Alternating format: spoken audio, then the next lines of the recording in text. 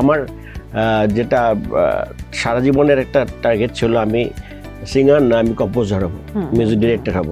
যে একটা মানুষ স্টুডিওর মধ্যে বসে সবাইকে গাইড করছে, একটা গিটারের টিউন সে ধরে ফেলছে, সিঙ্গার ভুল করলে ধরে ফেলছে, মানে এত কিছু খেয়াল রাখতে হয়। এটা একটা অন্যরকম একটা মানে মনে করেন একটা পাওয়ার একটা মানুষের, তো ওটা আমার খুব টানতো। তো ওই থেকেই সত্যদা থেকে শুরু করে তারপরে আলম ভাইয়ের সাথে কাজ করেছি, সদ্য আলম খান, তারপরে আলাউদ্দিন আলী ভাই, বুলুল ভাই। সদ্য আলাউদ্দিন তো আপনার আত্মীয়। হ্যাঁ হ্যাঁ, তো সেই জায়গা থেকে তো সখ্যতাটা আগে থেকেই ছিল। সখ্যতা আগে থেকে ছিল, কিন্তু স্টুডিওতে উনি একদমই আত্মীয় টাত্মীয় মানতেন না। মনে হচ্ছে আমাকে স্টুডিও থেকে বের করে দিয়েছে। ও মাই গড। মানে হয় কি যে বাংলা ভাষায় বলে না, ঝিকে মেরে বউকে শেখানো।